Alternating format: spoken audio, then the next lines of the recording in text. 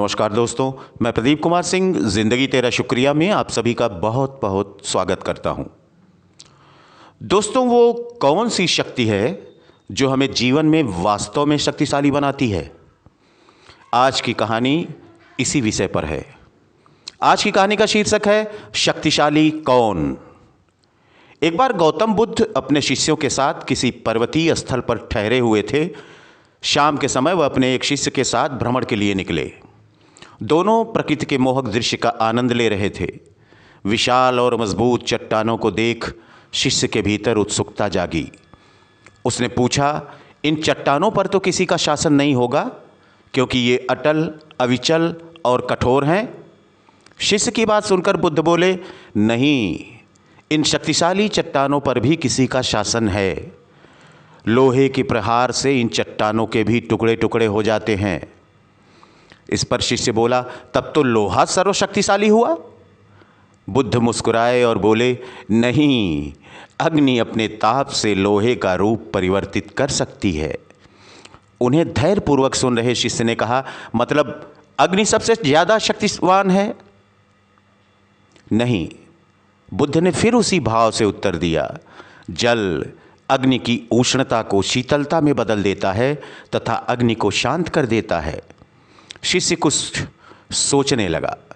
बुद्ध समझ गए कि उसकी जिज्ञासा अब भी पूरी तरह शांत नहीं हुई है।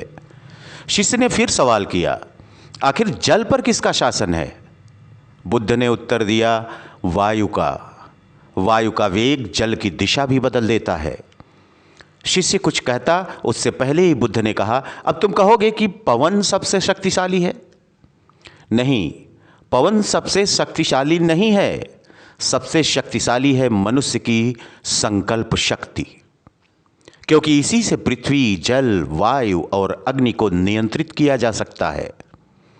अपनी संकल्प शक्ति से ही अपने भीतर व्याप्त कठोरता, उष्णता और शीतलता के आगमन को नियंत्रित किया जा सकता है।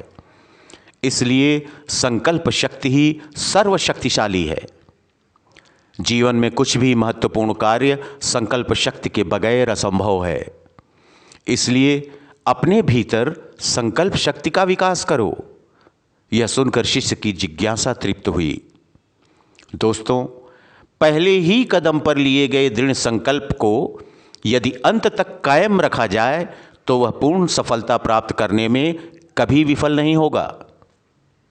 तो दोस्तों, आज की कहानी में बस इतना ही।